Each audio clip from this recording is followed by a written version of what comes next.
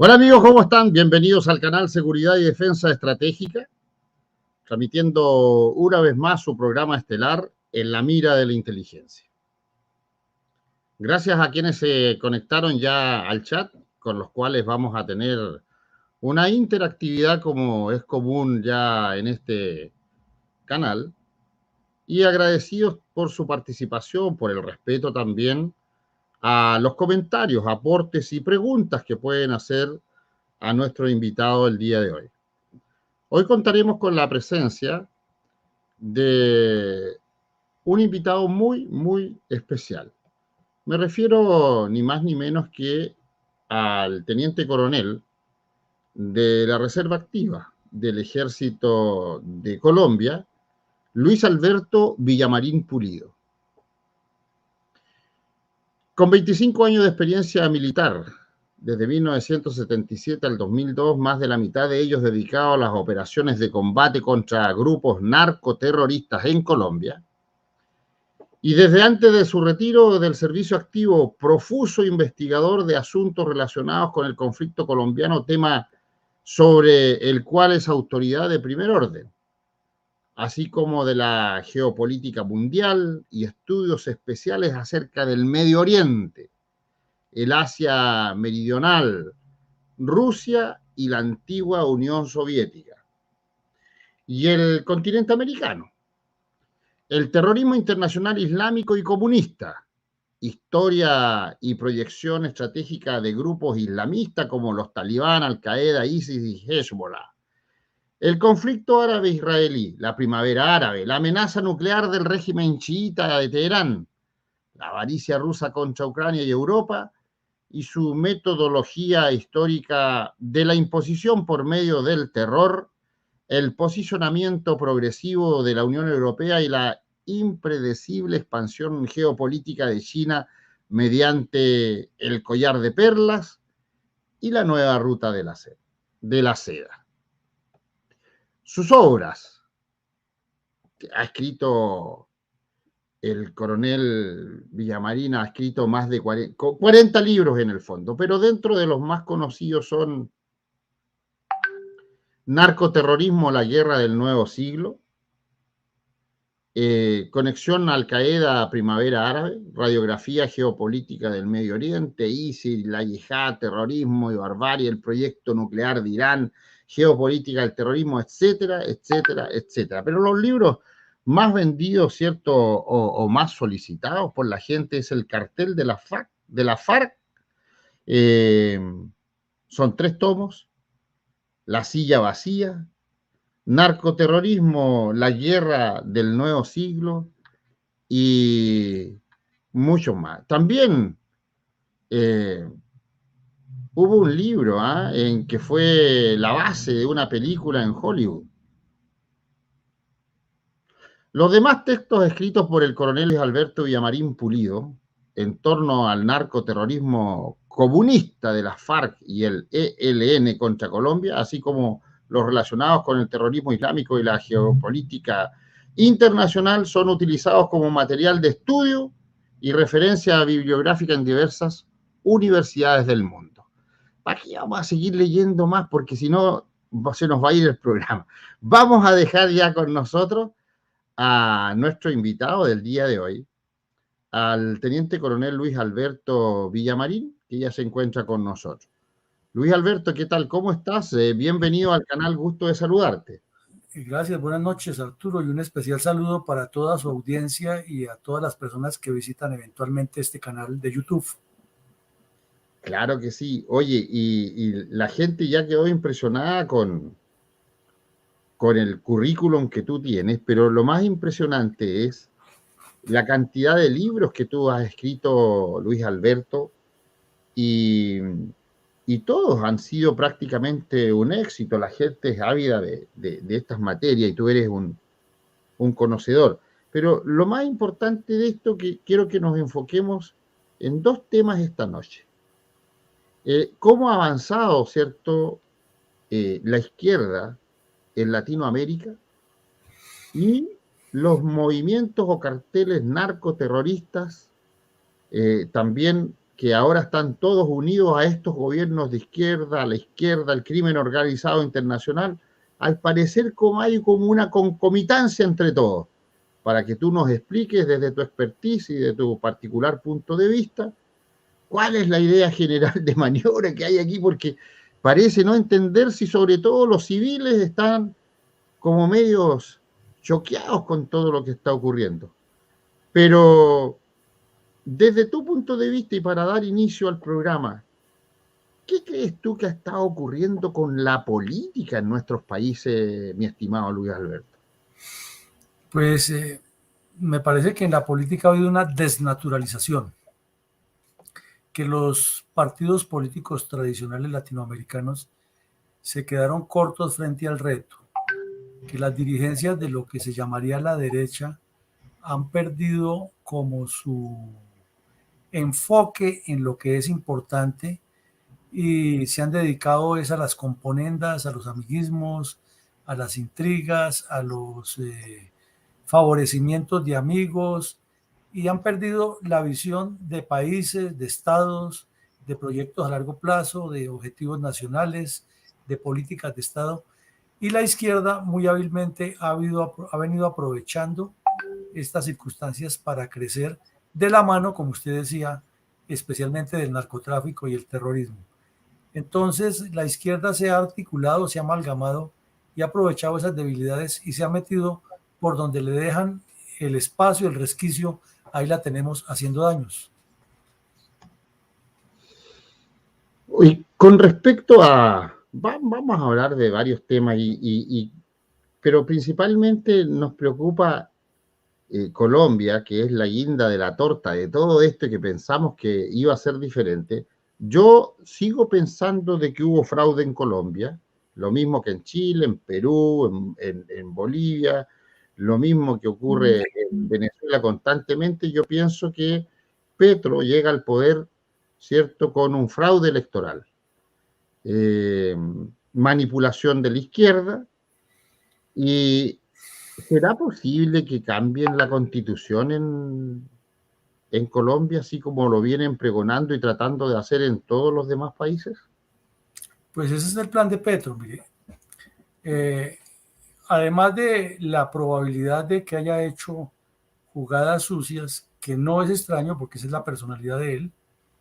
Él pues fue su primer participación en la vida política fue como terrorista del M-19 y cada vez que ha ocupado un cargo público ha sido un parásito viviendo del Estado toda su vida, como senador y como alcalde de Bogotá, que fue un pésimo alcalde, pero muy populista. Él siempre ha demostrado que es una persona grotesca, irrespetuosa y desconocedora absoluta de la ley.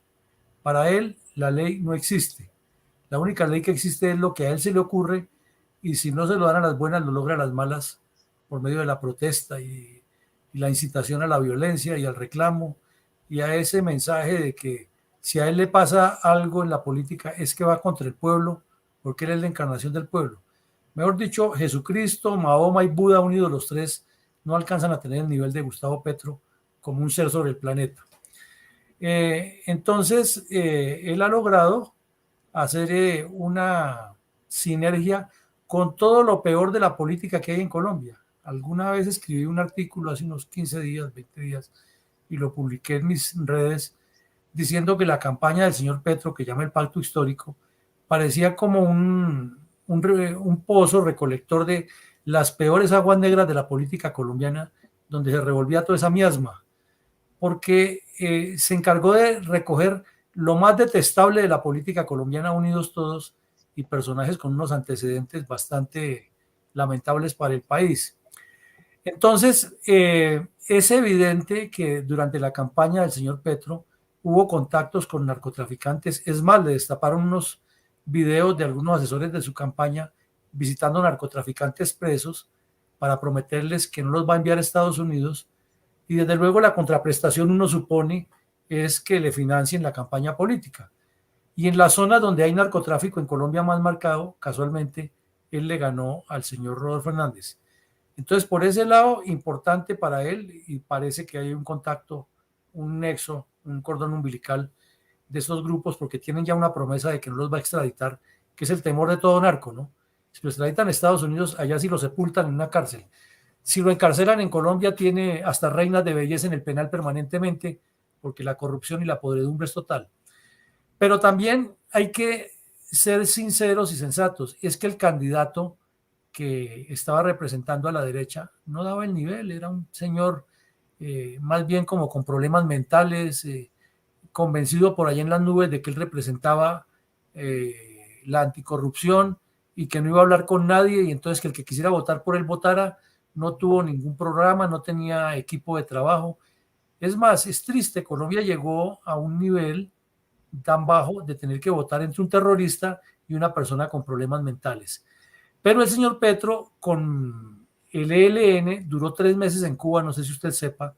Cuando inició la pandemia, él se voló de Colombia, salió sin permiso. Él como senador tenía que pedir permiso. Y es más, él no ganó esa curul en el Senado ni siquiera en una elección. La ganó porque él fue candidato presidencial y quedó de segundo en la contienda presidencial con Duque. Y entonces, por una ley que se inventaron en esos días, que es que de la oposición, entonces quien quedara de segundo de una vez que quedaba con curul en el Congreso. Absurdo todo eso, pero así pasa en Colombia. Entonces, volviendo al tema, él habló con el ELN en Cuba, habiéndose escapado sin tener permiso, y cuadró todo este show. Y venían preparando, de acuerdo con las imposiciones que le hizo Santos, que le hicieron las FARC a Santos, un informe de una comisión que decía cuál era la verdad del conflicto colombiano. Y esa supuesta verdad se convirtió en que la aplazaron un año, porque tenían que entregarla en el 2021, y la aplazaron un año con el cuento de que la pandemia no haya dejado, además porque significaba, como dicen los argentinos, mucha guita, mucho dinero. Entonces la aplazaron hasta este año, esperando a que pasara la elección. ¿Y cuál era la jugada? Si Petro perdía la elección, entonces salían a incendiar el país, porque mire lo que dice el informe de la Comisión de la Verdad. Los militares son unos asesinos, violadores de derechos humanos, etc.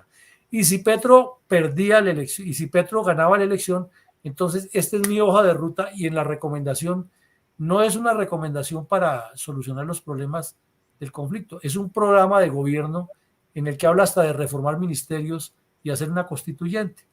Entonces uno ve que articula una cosa con la otra, habían cuadrado, y por eso las muertes de estos delincuentes últimos días le ha dado muy duro a la izquierda, que tenía previsto eso, porque eran los que estaban para ser los constituyentes, los cabecillas de esos grupos. Interesante, muy interesante, pero en realidad, ¿por qué usted ha reiterado en diferentes medios de comunicación y en los libros y demás escritos de su autoría que el origen de la violencia de la FARC, el ELN y otros grupos terroristas no es bipartidista, sino tripartidista? Es que es sencillo, Arturo. A los colombianos le han vendido una narrativa de que los dos partidos tradicionales, que tienen la culpa en muchas cosas de lo que pasa, no han hecho sino hacerle daño al país, y que aparecieron los comunistas y es como si hubiera llegado Jesucristo a la tierra.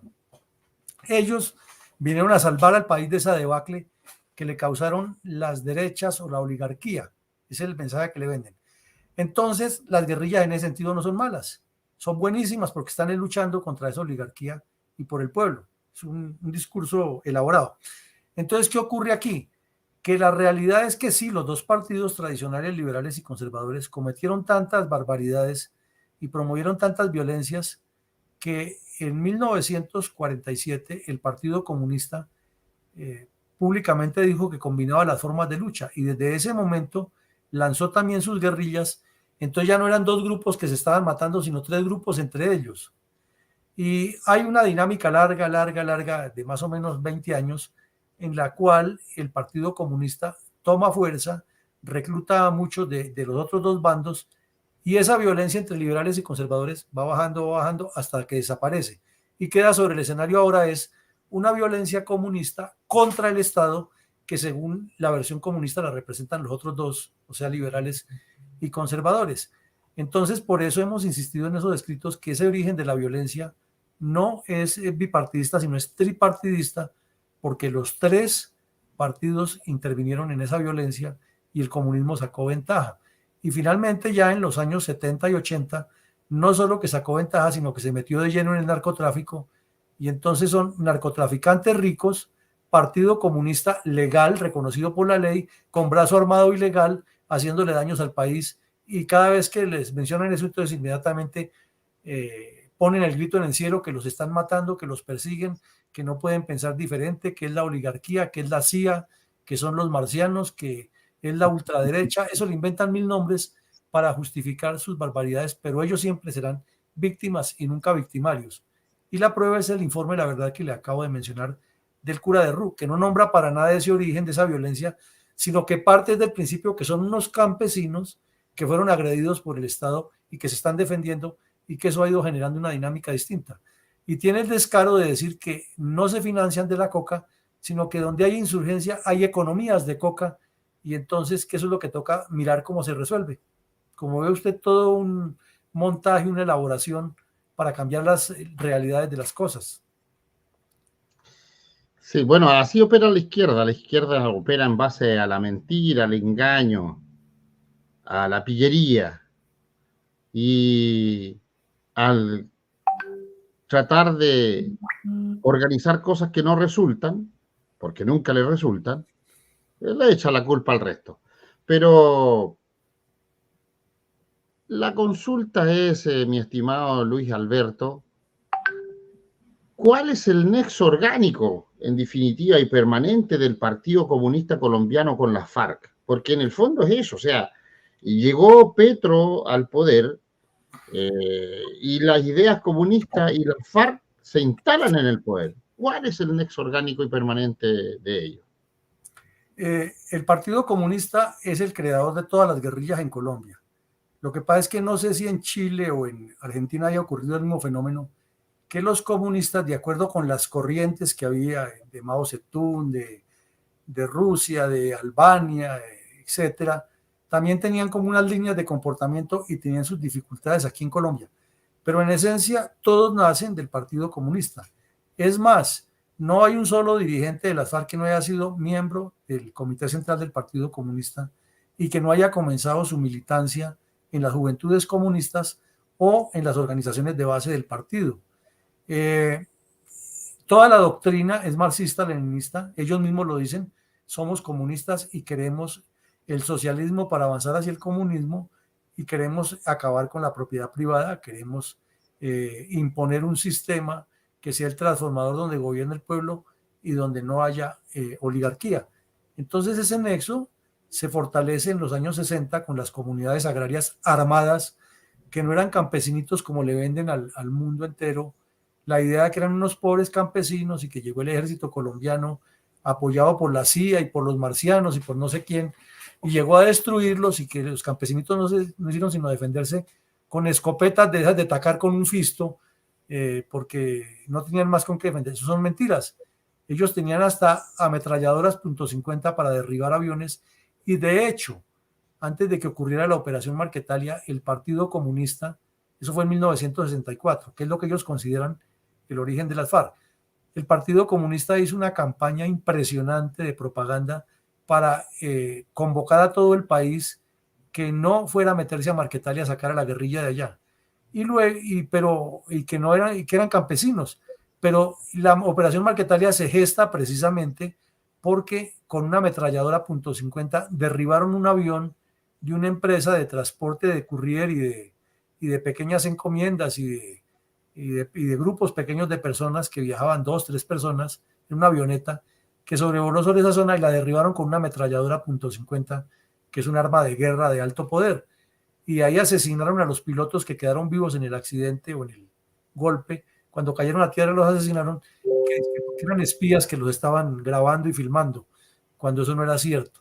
Entonces, eso no lo cuentan, pero está en los libros de historia y está en los documentos oficiales que se han publicado, que fue el derribamiento, secuestro y asesinato de los pilotos y de los que iban ahí en la aeronave, más el robo de todas las propiedades que iban, porque recordemos que estamos hablando de los años 60, cuando todavía en nuestros países había esa cultura tan sencilla de que alguien le mandaba un reloj de oro en una encomienda a otra persona por correo normal, y eso llegaba sin problema. Así de grave fue eso. Se robaron los valores y los dineros que llevaban ahí en el avión, destruyeron el avión y asesinaron a la tripulación. Pobrecitos angelitos. Oye, es que en realidad siempre se hacen las víctimas y son unas ratas, no sé cómo describirle. Luis Alberto, pero en realidad uno de tus libros se titula El cartel de las FARC. Sí, señor. Y el otro, Narcoterrorismo, la guerra del nuevo siglo. A lo largo de sus contenidos, tú resaltas ahí el triángulo de acciones armadas contra colombianos, narcotráfico, ideología comunista. ¿Cómo manejan las FARC y el ELN esta trilogía? Es que mire, hasta el año 76, 77, las FARC y el ELN se financiaban del secuestro, la extorsión, el atraco a mano armada. Ellos salían a las carreteras en las zonas rurales donde no podía haber ejército en todas partes y sorpresivamente en una curva de una carretera de estas salían y colocaban un árbol caído, un tronco, se atravesaban apuntándole al conductor y el tipo pues tenía que bajarle la velocidad y parar. Y entonces despojaban a los pasajeros de todo lo que llevaban, joyas, relojes, dinero, todo lo que llevaran. Y de eso se financiaban más el asaltos a los pequeños centros de un banco que se llamaba la Caja Agraria, que en todos los pueblos pequeños de Colombia había una caja agraria que era con la que se le prestaba dinero a los campesinos para sus cultivos y sus desarrollos agrícolas. Entonces, con eso se financiaban más el secuestro, ya secuestraban y extorsionaban a los comerciantes, a los ganaderos de la región. Pero el M-19, o sea, el grupo que perteneció al señor Petro, que ahora es presidente, descubrió la meca del oro, que fue el narcotráfico. ¿Por qué? Porque para la misma época el señor Pablo Escobar había comenzado a traficar coca fuertemente hacia Estados Unidos y porque había demanda y entonces la demanda exige montar una industrialización del proyecto y tiene que hacerlo en las zonas selváticas donde estaban el M-19 y las FARC. Entonces el M-19 es el primero que le pone lo que llaman ellos un impuesto, que lo llamaron gramaje, o sea, por gramos. Es decir, que por cada kilo que sacaran de un laboratorio de coca de esto en la selva, que no es sencillo llegar allá, parece fácil, pero es una selva muy grande la de Colombia, que es como 5 o 6 veces lo que es toda la República de Chile. Ese es la selva colombiana, y fuera de eso pega contra la selva brasileña, que es más grande todavía, o contra la peruana o ecuatoriana, que también son grandes. Entonces es una forma muy fácil de esconderse. Y desde allí se financiaron el M-19, entonces las FARC entraron en ese negocio y comenzaron a combinar exactamente lo que usted dice, la idea comunista con el narcotráfico y con el terrorismo. Entonces ya no tuvieron el menor asomo ni el menor escrúpulo de comenzar a destruir los oleoductos, de derribar las torres de energía, de llegar a un pueblo donde había 3 policías, 4 policías, porque esa era la vida rural y sigue siendo la vida rural de nuestros países, ¿no?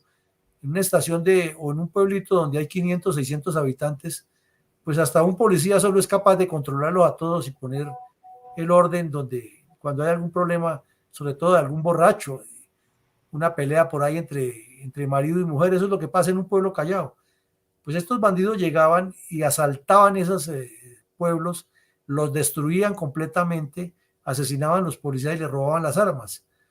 Entonces fueron combinando ese tipo de terrorismo. El otro terrorismo que hicieron fue ya el de utilizar los carros bomba en las ciudades, en los puentes, derribar toda la infraestructura férrea, la infraestructura de electricidad, pero de una manera sistemática y sostenida, buscando derribar al gobierno. Pero Colombia es un país tan bueno y tan próspero a su empresa privada que con los impuestos el Estado vuelve y levanta eso y estos delincuentes vuelven y dañan.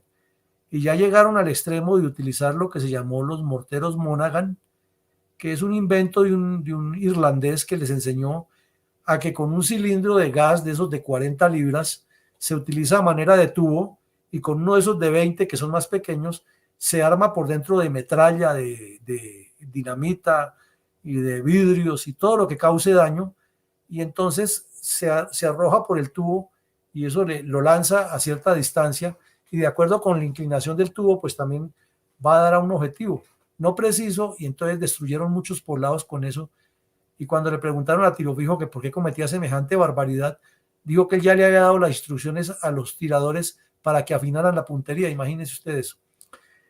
También hicieron un terrorismo interno, que era que quien no estaba de acuerdo con ellos o quien cometía un error dentro de la guerrilla, lo fusilaban sin compasión. A los campesinos les robaron sus tierras, los mataron, a los que quedaban vivos los expulsaban de la región o se tenían que someter o unirse al Partido Comunista. Entonces todo eso lo fueron articulando hasta llegar a sentarse con el señor Santos en Cuba a que les entregara el país.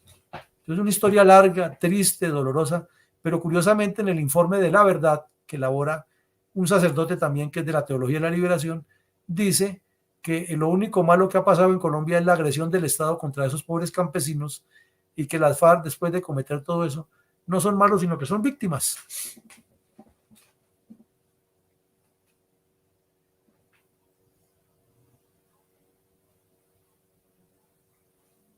Parece que tiene cerrado el micrófono. Claro que sí, ahí está. Ahí se ve claramente la intervención de la Iglesia, y sobre todo la Iglesia Católica, que en realidad en otros gobiernos de Latinoamérica también han intervenido, pero han intervenido en contra de las fuerzas regulares, de las Fuerzas Armadas, de las policías, apoyando a grupos extremistas, apoyando a terroristas, apoyando a delincuentes. Lo mismo que vemos, la Iglesia realizaba la misma labor que hacen estas organizaciones de derechos humanos. Las famosas ONG o los institutos de derechos humanos, ¿cierto? Que persiguen a las policías, persiguen a las Fuerzas Armadas contra los pobrecitos delincuentes que tiran molotov, que dañan al país, que lo destruyen completo, que saquean ciertos supermercados, multitiendas, etcétera, etcétera, pero cuando la policía actúa, estos delincuentes son las víctimas. Los curas, por llamarlos de alguna manera, también han sido cómplices de todo esto. Y también, unas actuando y otras por omisión, porque en el caso de Chile, por ejemplo, mi estimado Luis Alberto, la iglesia está calladita, los católicos, la iglesia católica, los curas, desde el cardenal para abajo, calladito. Sin embargo, en el gobierno de las Fuerzas Armadas y Carabineros de Chile, oye, gritaban para el campeonato. Y la Vicaría de la Solidaridad, las pastorales familiares y los trabajadores y 20.000 cosas, tenían los curas ahí alegando y gritando y todo el cuento. Pero ahora que hay un terrorismo desatado en la zona de la Araucanía, donde se levantan supuestos grupos originarios, los mapuches, y causan terrorismo, queman viva a la gente dentro de sus casas, queman ciertas maquinarias, camiones, infraestructura, etcétera, etcétera. El gobierno le pasa a llamar, este gobierno comunista les llama delincuencia rural, tratando de bajarle el perfil. Es un modus operandi, como decías tú, en todas partes, ¿eh? Está pasando lo mismo, pero los computadores de Reyes, de Raúl Reyes, que fueron requisados, porque vamos siguiéndole el hilo, porque a Chile llega, ¿cierto?, un informe de casi 500 hojas, enviada desde el gobierno de Colombia, llevada a mano para entregársela a la presidenta, y se le entrega a la presidenta en ese entonces, Michelle Bachelet, y al candidato también en ese entonces, Piñera, y al que fue su ministro de Defensa del Interior, Alberto Espina, un informe de inteligencia precisamente de lo que se encontró en los computadores de Raúl Reyes. Michelle Bachelet lo guarda en un cajón, lo mismo que hace Piñera y su ministro. Estos computadores de Raúl Reyes destaparon nexos de comunistas colombianos e internacionales con las FARC. ¿Por qué eso no se judicializó adecuadamente allá en Colombia? Las razones son varias. Resulta que los computadores pues, fueron incautados, como todos sabemos, en territorio ecuatoriano, en una operación espectacular que hizo la Fuerza Militar Colombiana, incursionando dentro del territorio ecuatoriano y golpeando significativamente a estos delincuentes al punto que cayeron como 22 o 23, entre ellos Raúl Reyes. Y dentro de los heridos cayeron unos estudiantes mexicanos, una en particular, una estudiante de apellido Monet, que era activista de las FARC ya en esa época y sigue siéndolo allá en México. Y estaba organizando guerrillas urbanas y grupos terroristas en la de la Universidad Nacional Autónoma de México. Entonces, dentro de Chile se detectó que por medio de un señor, un argentino, Patricio, que era el presidente del Partido Comunista Argentino, allí llegaban primero a Buenos Aires y de Buenos Aires los enviaban a Colombia y a Venezuela a que se entrenaran. Y había dos, Valesca, una joven Valesca, una muchacha, y otro de apellido Olate, que recibieron entrenamiento y eran miembros, o son miembros de las FARC y del Frente Internacional. Y también se detectó que dentro de la comunidad mapuche, por medio de los Aymara de Bolivia, tenían una integración a un grupo que llamó Hugo Chávez el Congreso Bolivariano de los Pueblos, y que estaban en reuniones permanentes. Pero es que también quedó claro algo que ya la inteligencia militar conocía, y era que en el año 2000, cuando estaban en las conversaciones de paz del presidente Andrés Pastrana con las FARC, mientras lo engañaban a él, les le han enviado unos guerrilleros de nivel medio a que organizaran unos comités temáticos de 12 puntos sobre los cuales debía gravitar los diálogos, y los cabecillas principales se recogieron y se reunieron ahí cerca donde estaban los demás hablando de temas de paz. Hicieron como una especie de convención internacional en la cual vinieron delegados de los partidos comunistas de todo el continente, sindicalistas, estudiantes, y acordaron un proceso de cercanía financiado en parte por Chávez y en parte por el narcotráfico. Y entonces a partir del año 2000 hasta el 2008, 2009 que se destapó toda esa información, estuvieron muy activos y muy cercanos con las FARC y con todos los grupos criminales de Latinoamérica, con sindicatos y una sinergia grande. ¿Cuál fue el error por el cual esto no se pudo judicializar? Primero porque en todos los sistemas judiciales latinoamericanos hay prácticamente unos partidos políticos que están haciendo la oposición al gobernante de turno si no es del lado de ellos. El presidente Uribe tenía muchos contradictores en la Corte Suprema de Justicia y cuando trajeron esos computadores en los helicópteros que entraron, dieron de baja a Raúl Reyes, recogieron lo que vino y se vinieron. Entonces entregaron esos computadores, entonces apareció un magistrado colombiano de esos cerebrales que hay en Latinoamérica que se dan silvestres y dijo, esos computadores pueden decir lo que diga ahí, pero no tienen ninguna validez porque no se cumplió la cadena de custodia. Entonces le preguntaron los periodistas, bueno, señor magistrado, ¿y cuál es la cadena de custodia que han debido tener? Digo, esos computadores han debido entregárselos al señor Rafael Correa, que es el presidente de ese país, para que él, por medio de la valija diplomática, los enviara con el concepto de una autoridad judicial del Ecuador. Como quien dice, el ratón se está comiendo el queso, entonces ahora entreguémosle el queso y el ratón al gato para que los cuide. Pues desaparece el gato, desaparece el ratón y desaparece el queso.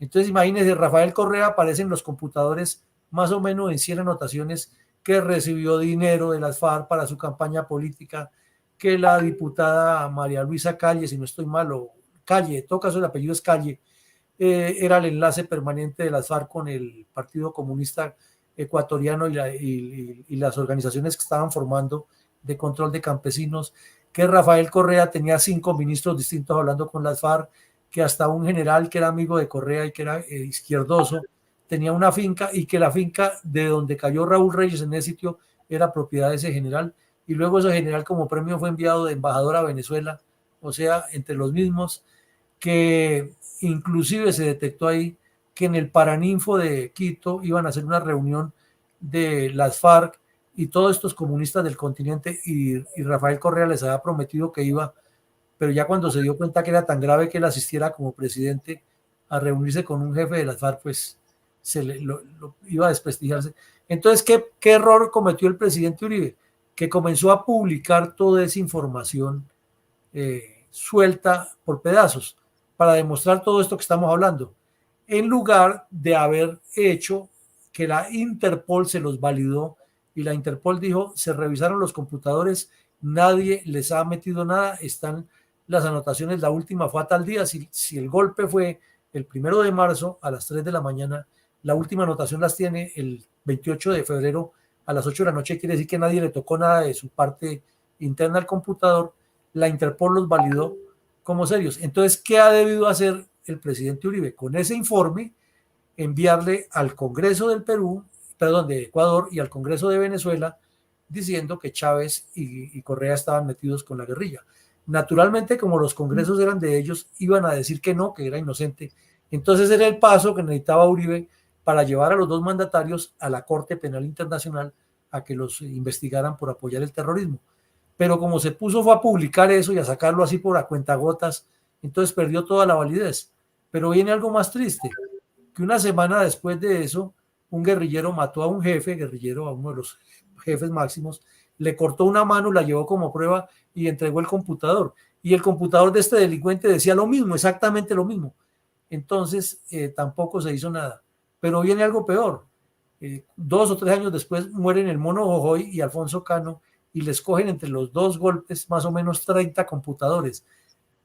Inclusive los de tiro fijo que había muerto y tenía varios computadores y decía exactamente lo mismo.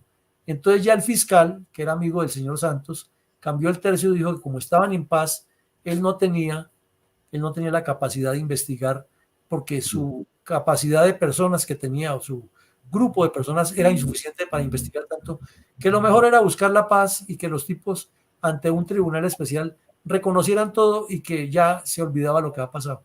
Lo cierto es que la Fiscalía General de Colombia tiene en sus depósitos todo un tesoro informativo que aún se desconoce, donde está todo lo que hacían las FARC dentro y fuera del país. Ese fue el error.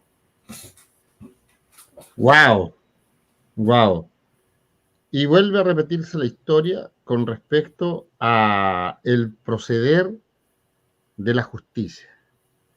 En Chile, la justicia no está haciendo su trabajo como debería ser, y yo pienso que la mayoría de los países también. Toda vez de que si la justicia aplicara la ley como corresponde, estarían todos estos malandras presos, y así de sencillo, y caiga como quien caiga en realidad. Si total la ley pareja no es dura, dicen. Pero jueces que, aún teniendo toda una serie de antecedentes, dejan libre o no encuentran válida la información es porque me huele a gato encerrado ahí, alguna cosa debe estar pasando. Generalmente dicen es que me tenían amenazado y tenían amenazada a mi familia.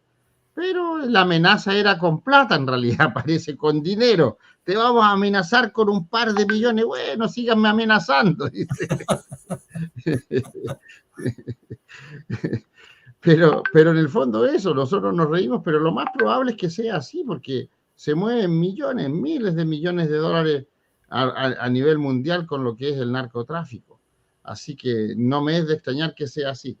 Pero, Luis Alberto, tras la firma del pacto FARC-Santos, quedó en evidencia que no se incluyeron las estructuras comunistas de milicia bolivariana, Partido Comunista Clandestino y Movimiento Bolivariano Clandestino.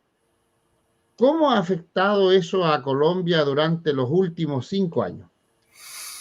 Pues muchísimo porque usted da en el clavo, no fue un acuerdo de paz, no fue una negociación de paz, fue un pacto que lo firmó el señor Juan Manuel Santos con las FARC y lo hicieron unos delegados más bien mediocres para negociar que él envió allá. Inclusive yo escribí un libro sobre eso que se llama así, Pacto FARC-Santos. Y las FARC le impusieron la agenda, los tiempos, los métodos, los objetivos y finalmente, si no les aprobaban eso, entonces el mismo Santos Arroyo dijo que regresaban a la guerra porque pobrecitos, ellos le pidieron al Papa que los recibiera como víctimas y no como victimarios y el Papa les hizo el favor de venir hasta Colombia pero ya no se atrevió tanto a recibirlos como víctimas, porque hubiera sido echarse al medio país encima. Pero sí les prestó el Vaticano para todo el show a las varias actos. Entonces, dentro de lo que se negoció, jamás se nombró esas tres estructuras que usted menciona, ni las milicias bolivarianas, ni el Partido Comunista Clandestino, ni el Movimiento Bolivariano Clandestino. Miremos brevemente qué es cada uno. Milicias bolivarianas son campesinos o personas que están en el sector donde hay un grupo guerrillero, que son guerrilleros también, pero todo el tiempo andan así como estamos nosotros, vestidos de civil, aparentan tener una actividad normal y están sirviéndole de agentes de inteligencia, de agentes logísticos y también operativos. Si hay que colocar una bomba o asesinar a alguien porque no está de acuerdo con la guerrilla, ellos lo hacen. Entonces son un grupo muy peligroso, son guerrilleros que están de civil y se llaman milicianos. Esos nunca se desmovilizaron.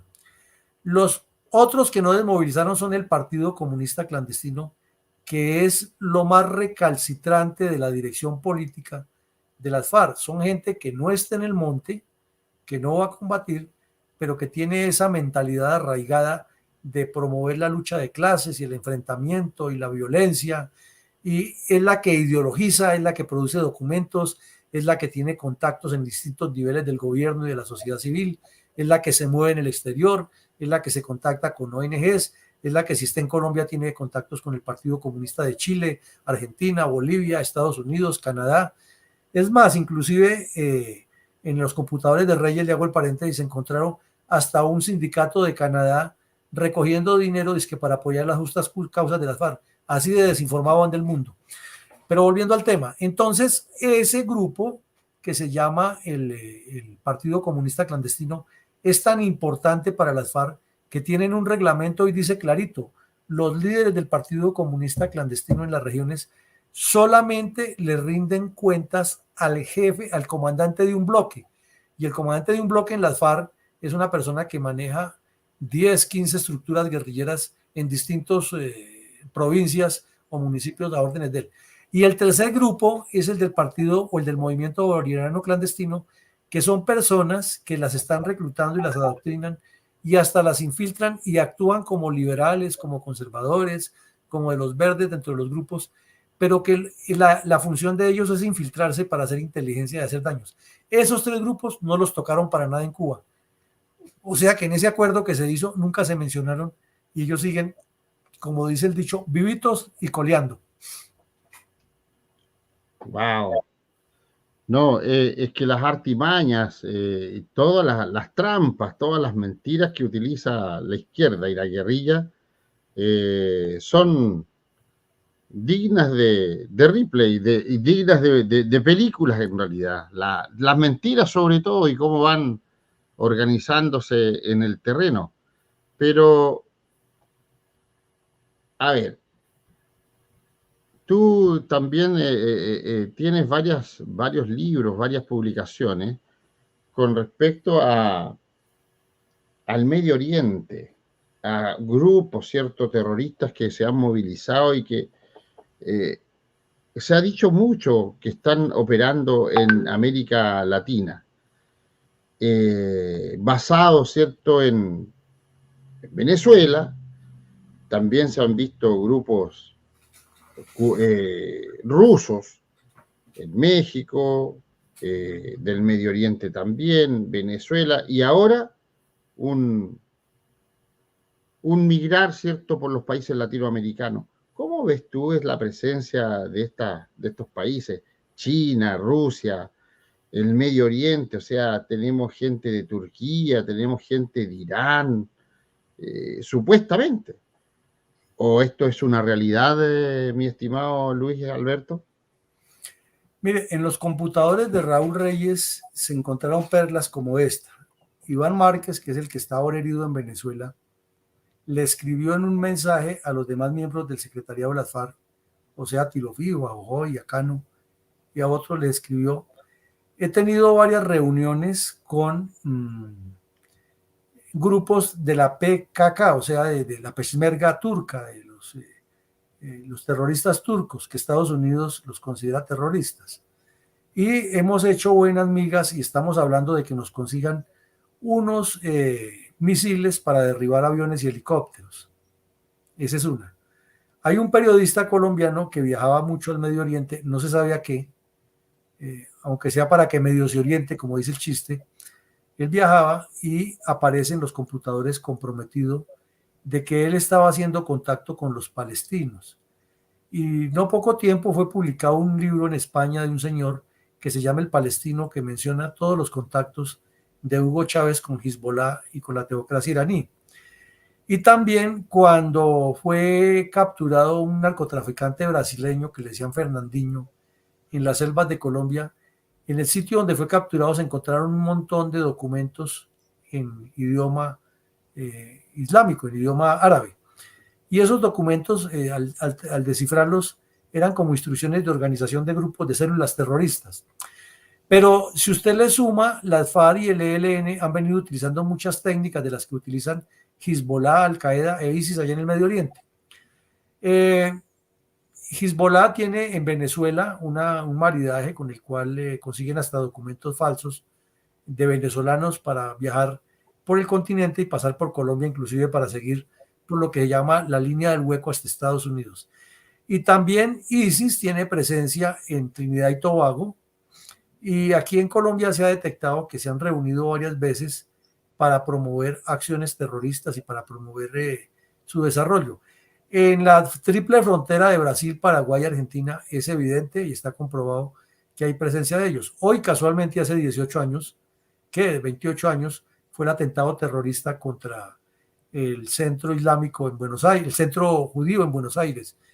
O sea que eso viene desde hace rato. Y el problema, como usted lo menciona, es Venezuela. La dictadura venezolana es el enlace de ellos y les facilita documentos y contactos, etcétera. Wow. ¿Cómo paramos esto, Luis Alberto? ¿Hay alguna solución para el avance de lo que estamos viendo? De acuerdo a tu expertise, ¿cómo hacemos una operación anti-narcoterroristas? Pues me parece que la única solución que tiene Latinoamérica como su conjunto es seguir trabajando a nivel internacional con grupos de ciudadanos, con ONGs, en la sensibilización del problema y en la articulación de proyectos de gobierno con partidos serios, con partidos que no sean populistas y que no estén untados de esa izquierda corrosiva y peligrosa, porque es que la izquierda, como dijo Churchill, los comunistas, si se van para el desierto del Sahara, acaban hasta con la arena. Si donde llegan no hacen sino pedir, pedir y destruir. Es que Venezuela, semejante país tan rico, y llevarlo a la miseria en que está, es increíble. Cuba, 63 años en una dictadura que no evoluciona, es increíble. Entonces, la única opción que hay es culturizar y formar partidos políticos fuertes en cada país que tengan una interacción con proyectos de Estado, pensando en el desarrollo y en la integración regional, porque si Latinoamérica no se une como una especie de Unión Europea, pero obvio, Unión Latinoamericana, no con la OEA, ni con el Grupo de Río, ni que está lleno de comunistas y de izquierdosos y de oportunistas y de políticos corruptos, sino con objetivos muy claros. Por decir algo, un ferrocarril transcontinental que inicie en la Patagonia y termine en Estados Unidos con todas sus ramificaciones en todo el continente. Entonces el señor que vive al sur de Chile quiere viajar hasta Recife, Brasil, y quiere hacerlo por el ferrocarril, lo puede hacer porque tiene todas las ramificaciones, o quiere llegar a Colombia, Cartagena, o seguir a Panamá, etcétera. Pero eso es uno de los proyectos de integración latinoamericanos.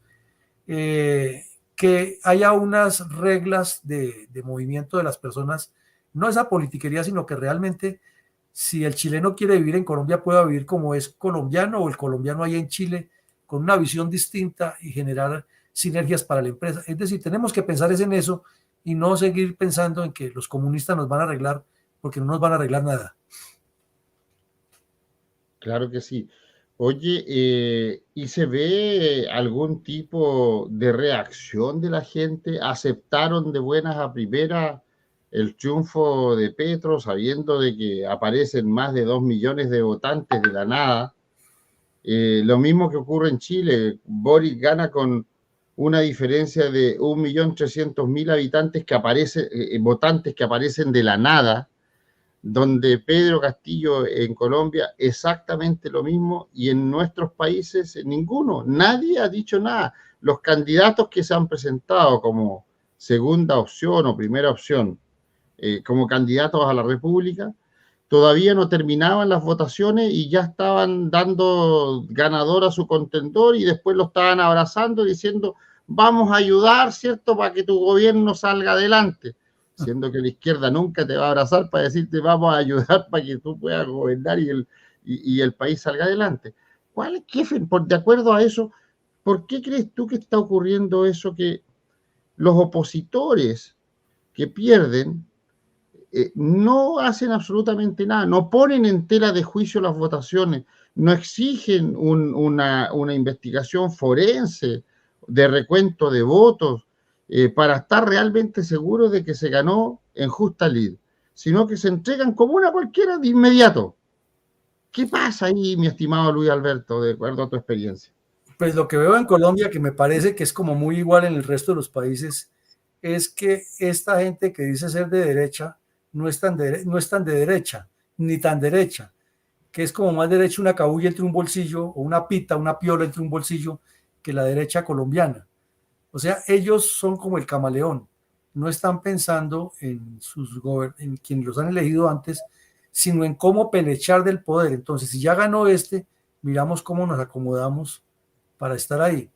Lo otro es que veo que en Colombia, y parece que es igual en Chile, por lo que usted me menciona, la anestesia que tiene el pueblo frente a la protesta es que los únicos que protestan y deben protestar son los de la izquierda, porque nosotros somos gente decente. ¿Cómo vamos a salir a la calle con pancartas y a gritar eso? Yo no me veo bien en eso no corresponde, eso no, mucho menos ir a echar vivas o aguantar sol o lluvia, no, eso no es conmigo. En cambio, la izquierda sí está convencida de que la protesta es su forma de avanzar. Y lo mismo que el conformismo de que no, démosle la oportunidad. Y se le dice, oiga, pero mire lo que pasó en Venezuela. Ah, no, es que los venezolanos son otra cosa, es que aquí esto es diferente. Entonces me parece que son esas mentalidades de poco compromiso, de poco aprecio por el país y de ser muy conformista. Y de remate aquí nos montaron las elecciones en 2 puentes festivos. Entonces el domingo por la noche sí, qué tristeza que este tipo, pero mañana es festivo, entonces vámonos para el campo, para la piscina, al camping, que los niños, que el paseo. Y cuando regresa, hombre, no le ponga tanto misterio a eso, que el tipo tampoco puede hacer no sé qué, es más o menos, y eso va cogiendo fuerza y la anestesia va dormilando. Así es en todos lados, pero en todos lados ha pasado exactamente igual. Luis Alberto, se nos está acabando la hora ya. Oye, no nos dimos cuenta cómo pasó una hora ya escuchando tu relato. Si tú tuvieras el poder de manejar la fuerza en este momento, todo el poder, ¿qué es lo que harías tú para controlar el crimen organizado, el narcotráfico, el terrorismo? ¿Pedirías algo especial al Poder Judicial, al Congreso, al gobierno? Porque aquí, desde nuestro punto de vista y particularmente el mío, creo que existe una concomitancia con los 3 poderes grandes del Estado, que miran para el lado, es como lo que dicen aquí los gringos, el elefante dentro de la pieza y se hacen como que no lo ven. ¿Ah? The elephant in the room. ¿Cómo ves tú esa parte? ¿Qué es lo que harías tú? ¿Cómo se soluciona ese problema? Es que mire, hay que comenzar porque haya una ley de defensa y seguridad nacional que, aunque usted no lo crea, Colombia, con 7 décadas de lucha contra el terrorismo, no tiene ley de seguridad y defensa nacional, porque las 4 o 5 veces que se ha presentado en el Congreso pasa en primera vuelta, y cuando llega donde los magistrados de la Corte, porque no sé si usted sepa que en Colombia tenemos una figura que es casi inexistente en los demás países del mundo, que se llama la Corte Constitucional. Entonces, todo un equipo de trabajo puede hacer una ley muy bien elaborada en un ministerio, la presenta con toda la argumentación hermenéutica para que la aprueben, El Congreso, digamos que la aprueba por ligera mayoría, pero la aprobó. Y después de todo ese trabajo, que puede ser un trabajo de 6 meses, 1 año, 2 años, llega a la Corte Constitucional, que son 5 personas, y dicen, no, esta ley no es exequible, y producen una sentencia, y todo ese trabajo se va para el piso. Entonces, la ley de defensa nacional en Colombia no existe. Se ha presentado varias veces, ha pasado el Congreso, aprobada, y cuando llega a la Corte, se cae. Entonces, el primer paso sería ese. El segundo, como usted dice, es que haya una política de Estado, no de gobierno, sino de Estado, que obligue a los 3 poderes con compromisos claros que tiene que hacer la justicia, porque usted mencionaba algo ahora que me parecía que estaba hablando era de Colombia y no de Chile. Llega el policía o el militar y lleva detenido al guerrillero, al terrorista, que lo encuentra con el vehículo cargado de explosivos, con fusiles, o que le disparó, o sea, una cosa gravísima. Y al otro día el juez lo suelta, es que porque la prueba no es suficiente, que porque la captura no se hizo correctamente, que el informe está mal redactado, o cualquier cosa de esas. Y hablando del delito normal, aquí, por ejemplo, la policía ha colocado cámaras en los sitios donde existen los carteristas y los raponeros, o donde se reúnen, y quedan grabados los tipos con la cara y hasta contando las cosas que se roban y el momento que hicieron el robo. Y le entregan todo eso a la fiscalía. La fiscalía los acusa y el juez los suelta, que es que porque no tenían una orden judicial para capturarlos. Entonces, Son las incongruencias del sistema, son las incongruencias. O sea, aquí los jueces, hemos estado denunciando, ministros de las Cortes Supremas, ministros de las Cortes de Apelaciones, jueces y fiscales, no están haciendo el trabajo como corresponde, no existe una coordinación, no existe coordinación con los policías. Al final termina siendo la policía enemigos de ellos mismos, o ellos lo ven como enemigos, siendo que son los que tienen que trabajar en conjunto con ellos, entonces nadie entiende nada. El mismo Estado se querella contra su propia policía. Entonces, ¿de qué estamos hablando? Pero bueno, así están dadas las condiciones. Mi estimado Luis Alberto, la última pregunta va a ser esta, con respecto a lo que es la legítima defensa y el uso privilegiado, el uso progresivo de la fuerza de la policía, porque estos comunistas quieren quitarle las armas al pueblo. Por ende, también quieren quitarle las armas a las policías. Limitar, ¿cierto?, también el accionar de las Fuerzas Armadas cuando son llamadas a labores, ¿cierto?, de seguridad interna, cuando son sobrepasadas las policías. Quieren desarmar a la ciudadanía, como dije anteriormente, para tener un control total de ellos. Pero ¿la población entregará sus armas así por así? Porque al momento de entregar las armas, estamos, pero hasta el tuétano. No hay que olvidarse acá en Estados Unidos, por ejemplo, la famosa segunda enmienda. Por eso todo el mundo está armado. Hay alguno que otro cierto problema y que se magnifica y todo el cuento, pero la gente aquí está armada. Y cuando hay problema, va a salir a la calle y va a poner orden. Y están más armadas que el Army. Entonces, ¿qué es lo que pasa en ese sentido? ¿Qué opinas tú de la legítima defensa, del uso progresivo de la fuerza? Los comunistas dicen que tienes que actuar en igualdad de proporciones. ¿Cómo yo, policía o integrante de las Fuerzas Armadas, voy a actuar en igualdad o en proporcionalidad de la fuerza si el delincuente me ataca con un cuchillo y yo tengo que defenderme con un cuchillo? Cuando debería ser que yo tengo que usar todos los medios disponibles para ponerlo a raya. ¿Qué opinas tú de eso, Luis Alberto? no, pues que en Colombia estamos en un desfase total frente a lo que usted dice. Es tan aterrador que en las protestas que hubo, la violencia que hubo para derrocar al gobierno de Duque hace un año, fue tan terrible que aquí en Colombia tenemos, no sé si la policía en Chile lo tenga, unos centros de atención inmediata en los cuales hay 3 o 4 agentes de policía listos con sus motos y sus armas muy de control del orden público. Pero finalmente la función no es esa, sino que esos policías en ese núcleo, en ese sector, tengan interacción con la sociedad y sean amigos. Y cuando se armaron esas protestas, aparecían estos vándalos y los encerraban. Entonces los policías, para no usar sus armas, que las tienen para eso, para defenderse, preferían no usarlas, le prendían fuego a esas instalaciones por fuera, buscando pues incinerar a los policías. Eso es aterrador. Y El policía va, igual que el de Chile, lleva un escudo que es de plástico grueso y un bastón de mando que es muy corto, eso mide por ahí 50, 60 centímetros, con el fin de más la amenaza de usarlo que realmente usarlo. Y los acompañan unos señores que lanzan gases lacrimógenos o lanzan agua para dispersar las manifestaciones. Ese es todo el arma. Pues un senador comunista públicamente les dijo a estos bandoleros de la primera línea que él les financiaba eso y les compró varillas de acero de 1 metro de largas y escudos hechos con estructura de acero y hojalata de 2 o 3 milímetros, que eso es gruesísima, para que se fueran a enfrentar también con la policía.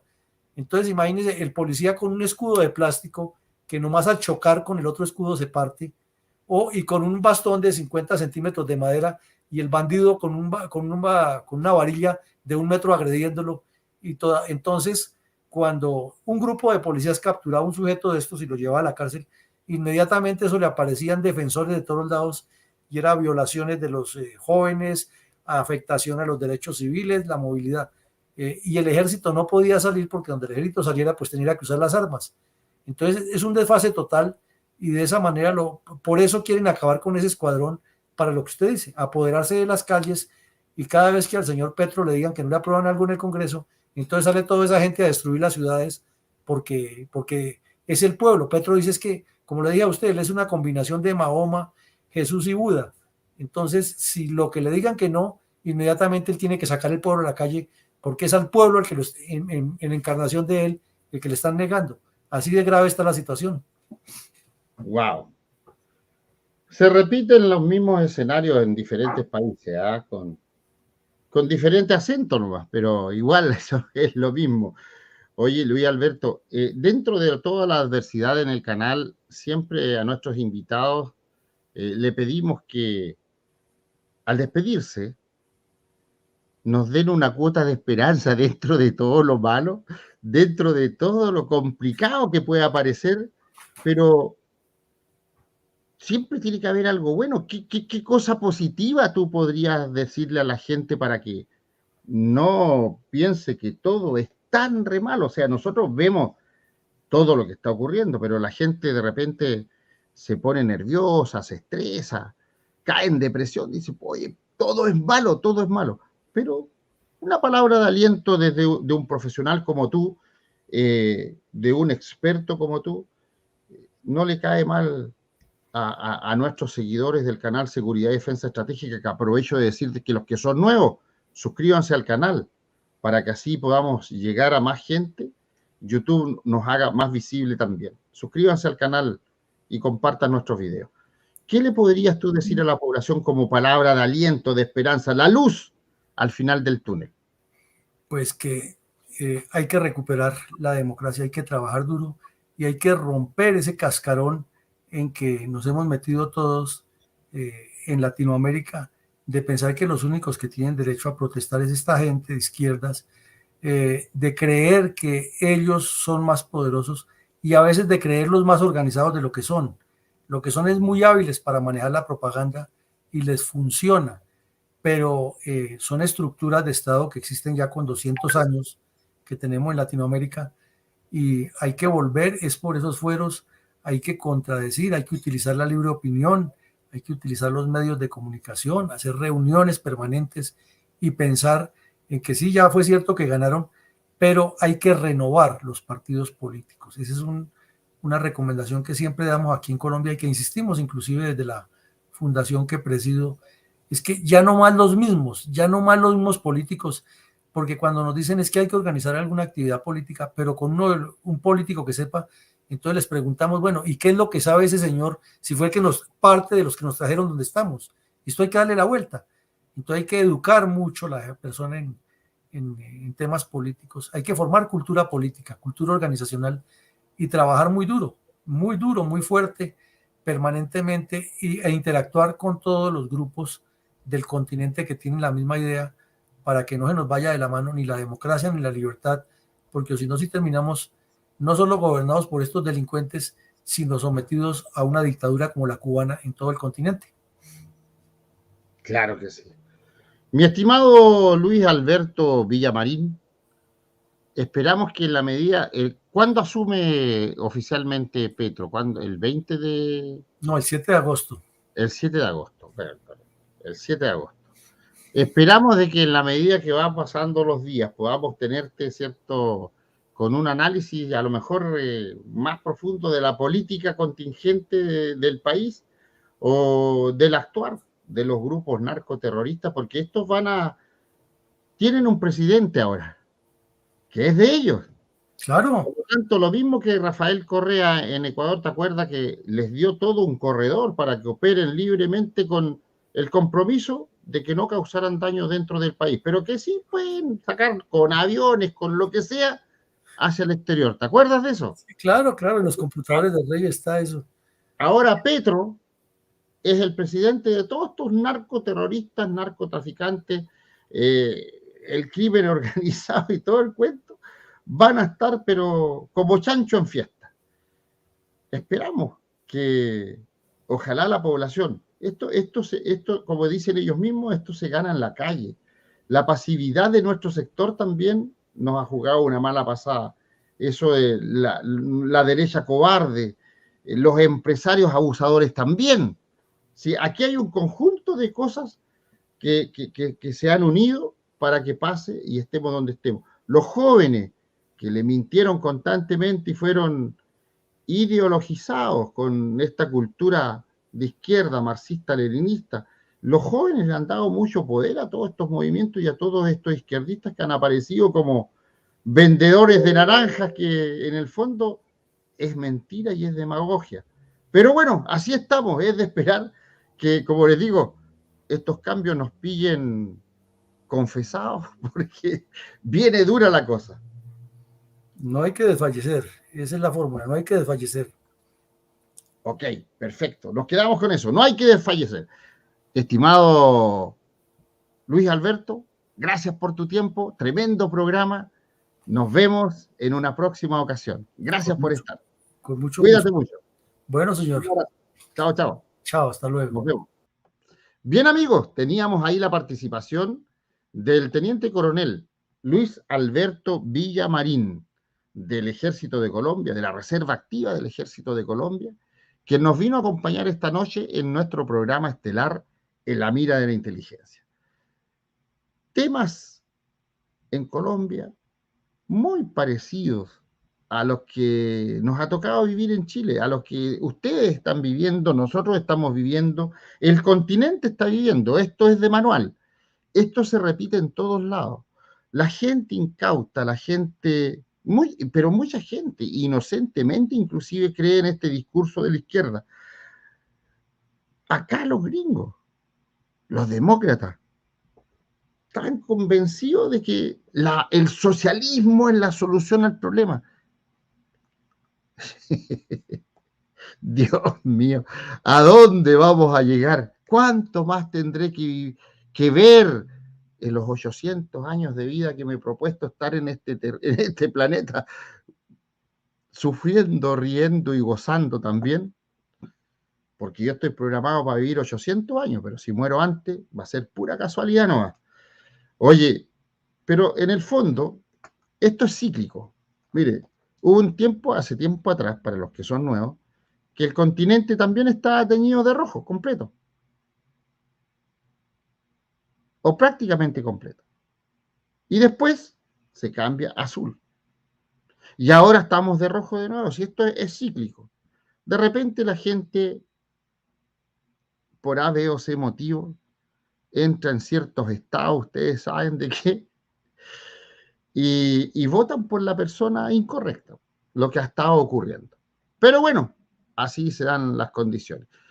No sé si tenemos aquí un visitante que nos puede tener alguna información cortita y apretadita. Vamos a ver si tenemos el asesor externo. ¿Está por ahí usted o no? Buenas noches, don Arturo. Sí, señor, aquí estoy muy atento de su programa. Ok, perfecto. Entonces, como el asesor externo es un undercover que nosotros tenemos entre la frontera de Venezuela y Colombia, y muchas cosas pasando. ¿Cuáles son las últimas noticias que tenemos de ahí? ¿Se le está muriendo la gente a Petro? ¿Se le están muriendo sus constituyentes? ¿Qué onda?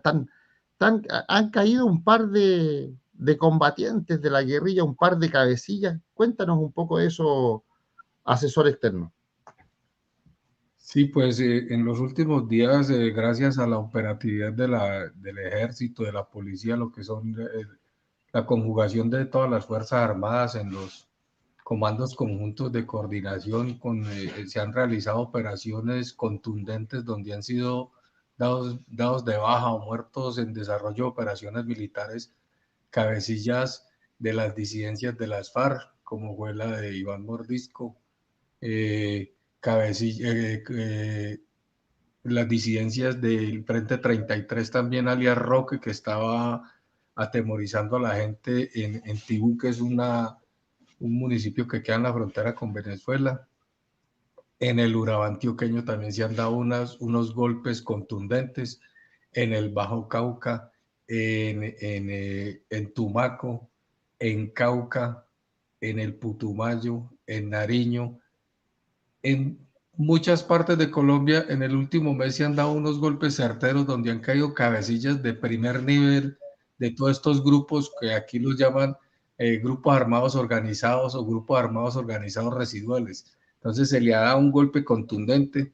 Estamos esperando la confirmación de la posible baja en combate ahorita. Eso está iniciando la noche.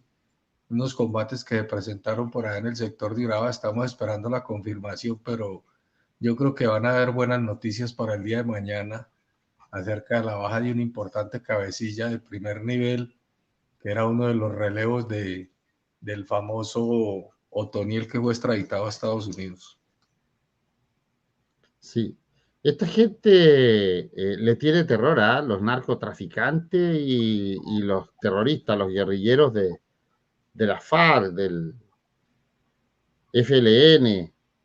Les tiene miedo a que sean extraditados a Estados Unidos. Para la gente que no entiende mucho y que está viéndonos en forma directa o que nos va a ver en diferido, la gente que está en el chat, ¿por qué los narcoterroristas y por qué los guerrilleros le tienen tanto miedo a que sean extraditados a Estados Unidos, asesor?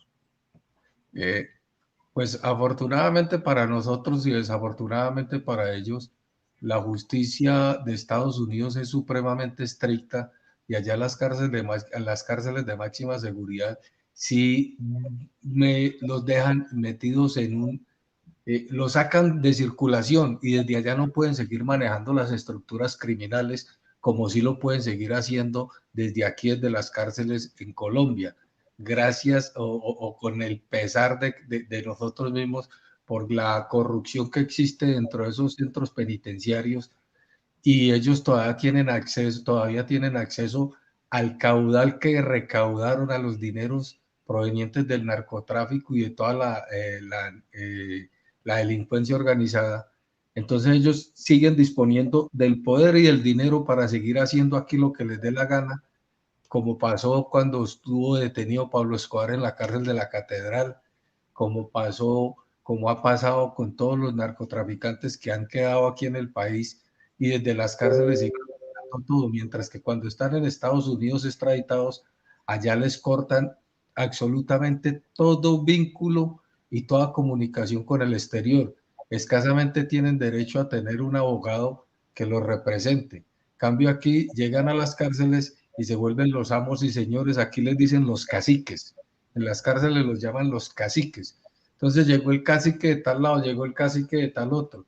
Y se ha detectado que dentro de las mismas cárceles desde allá siguen manipulando todas las estructuras que tienen organizadas en el exterior, y a pesar de que ellos tienen una estructura piramidal, como dicen, a rey muerto, a rey puesto, pero ellos siguen manejando desde dentro de las cárceles, y los que los relevan a ellos tienen que seguir rindiéndoles cuentas, mientras que cuando están en Estados Unidos quedan fuera totalmente de circulación y rompen el vínculo con toda la estructura y todos los mandos medios o la gente que sigue en la escala piramidal asume el mando y se quedan con todos los bienes mal habidos. Ese es el peor terror que ellos tienen y que sienten, porque ellos saben que cuando los extraditan ya pierden el poder Entonces todo eso dinero, todos esos bienes recaudados de mal habidos, se los quitan los que siguen el mando y no de la mejor forma. En muchas partes, muchas veces se ha visto que exterminan familias completas, casi acaban, arrasan con pueblos completos porque hacen con las riquezas de los que ya están fuera de circulación en Estados Unidos. Además, las penas allá sí son penas verdaderas, aquí son penas irrisorias. Allá un narcotraficante, esos de 30 años para arriba que los condenan, mientras que aquí hay narcotraficantes que 5 o 6 años y ya están otra vez afuera. Entonces ese es el temor que ellos tienen, porque la justicia de allá sí funciona y la de aquí está completamente corrupta. Wow.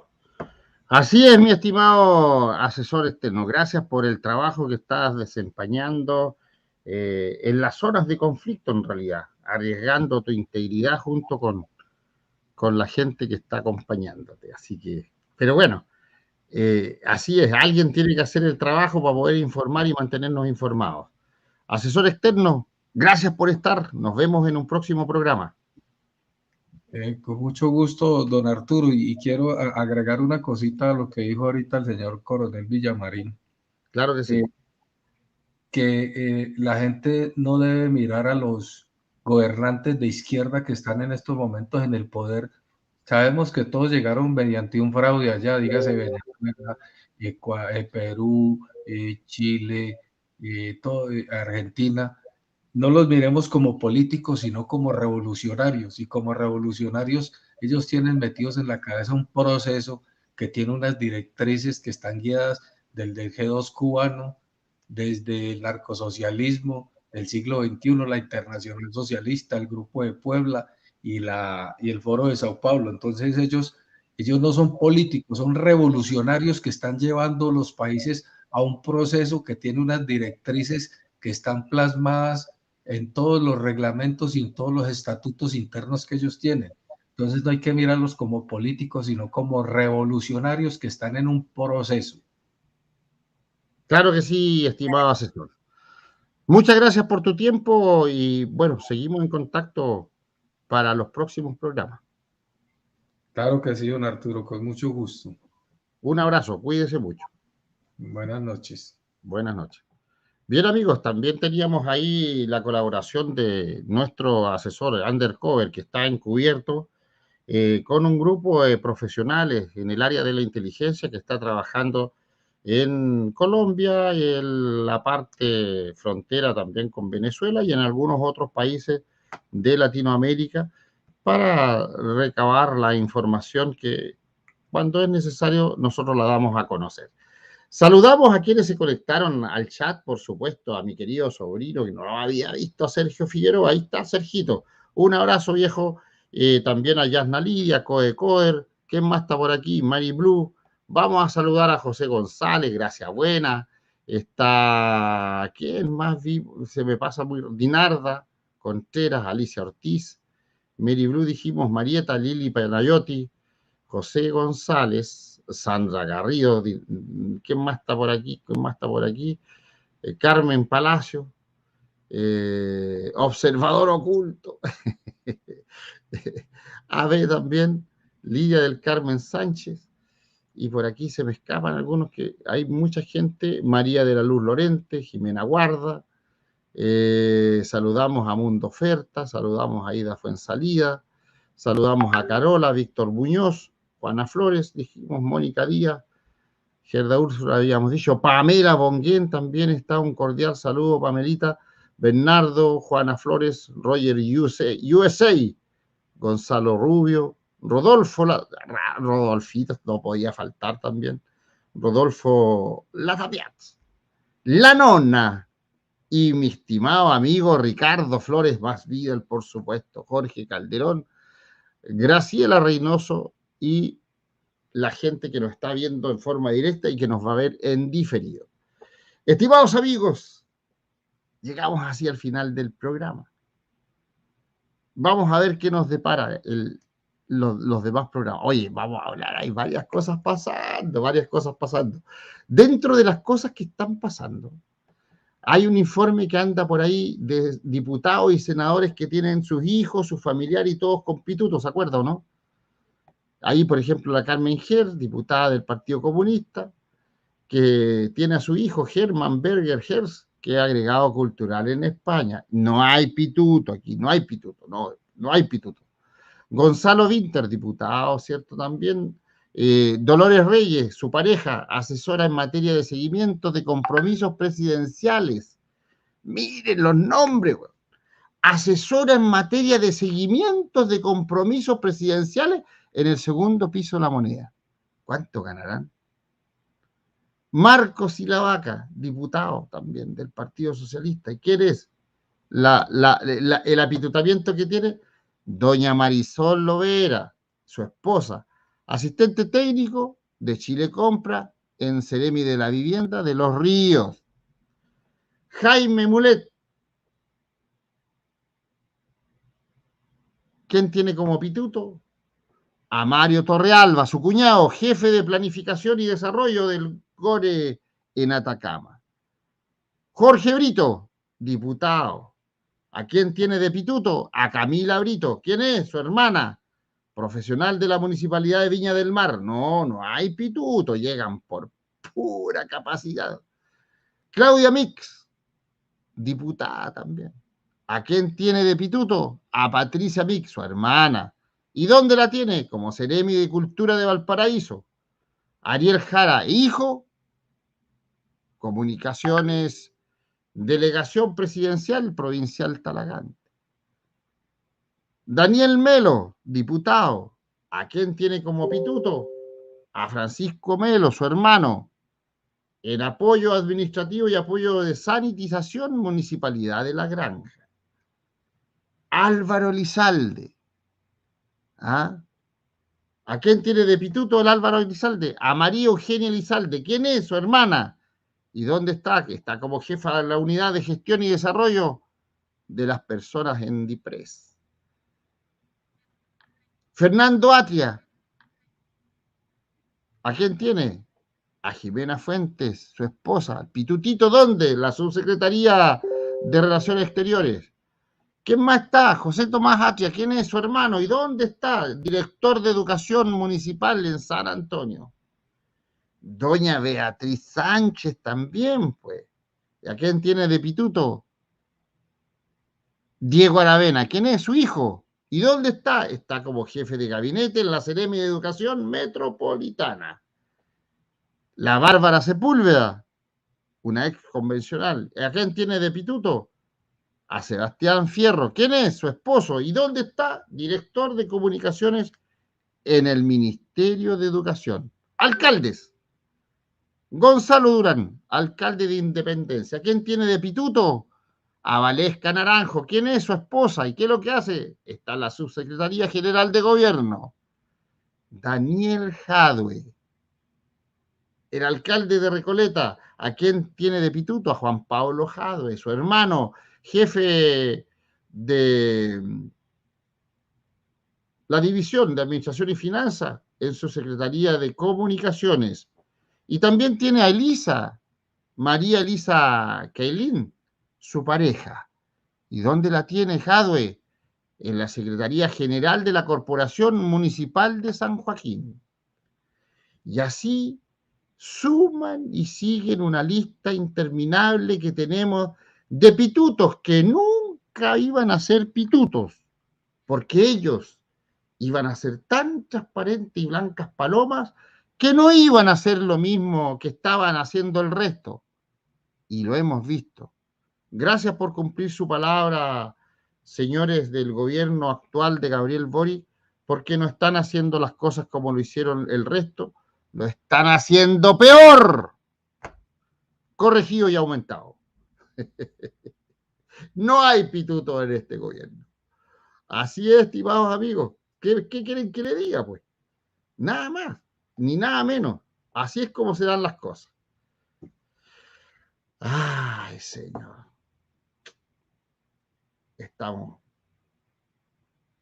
Estamos bien, pero no importa, hijo, para darnos ánimos. Pero el día 4 de septiembre, el rechazo va a ser rotundo.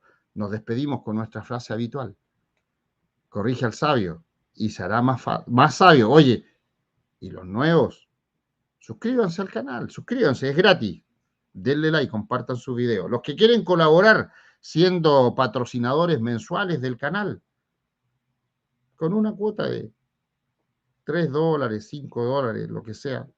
Aquí abajo del video hay un link donde ustedes pueden, ¿cierto?, suscribirse como colaboradores mensuales del canal.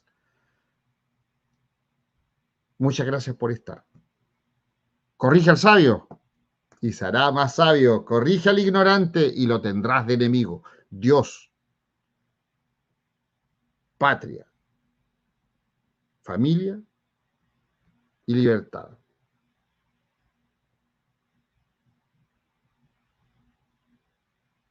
Miren, Patriota del Sur, a tu pregunta, bien por hacerme recuerdo. ¿Sabes qué? Lo voy a dejar registrado.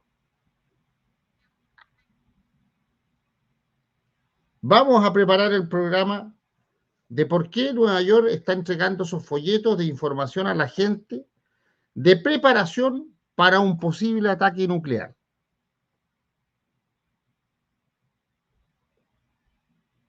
Anda por ahí, es de conocimiento público, por lo tanto no es ser alarmista ni que estemos inventando nada. Nosotros estamos aquí en la papa misma, no es que nos haya llegado una información de alguien, a nosotros nos llegaron los folletos y la información y vamos a hablar sobre ese tema. Yo voy a recabar un poquito más de datos para poder hacer un programa con respecto a eso.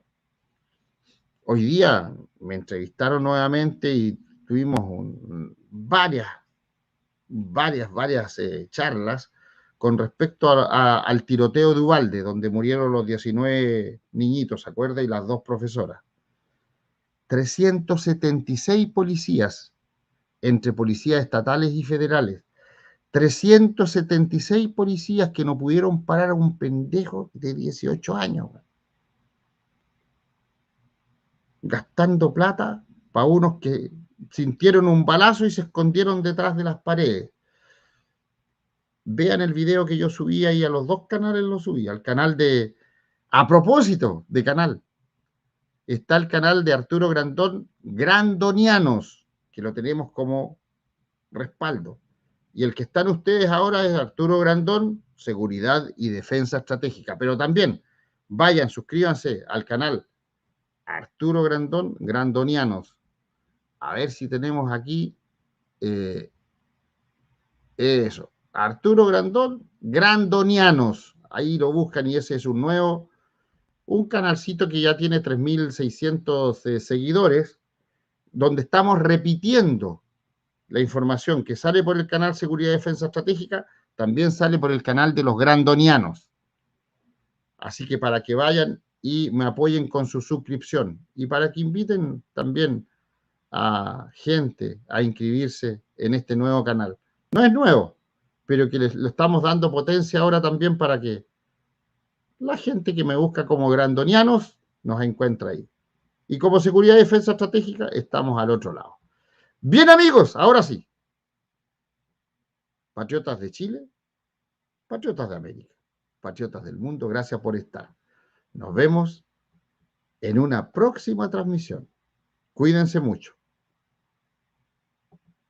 Que tengan una buena noche. La revolución está de moda. La gran solución, el socialismo. Nuevo invento para gente boba. Viejos trucos que usa el comunismo. Una oferta casi irresistible. Hablan de un futuro más decente. Dicen que el pasado fue terrible y ellos harán todo diferente. Y veo a los jóvenes comprar la idea. Su consigna: viva el Che Guevara. contagiados por la verborrea y la ideología que los empala. Y veo a los viejos apoyar la causa, esos que siempre fueron de izquierda. Parece que les ponen el cerebro en pausa mientras se los llenan de revolución y mierda. Mientras tanto sigo aquí, luchando hasta derrotar a la puta ideología que robó mi libertad. Sé que pronto voy a ver caras de felicidad en Nicaragua, Venezuela, Cuba y otros tantos más, lejos de la oscuridad.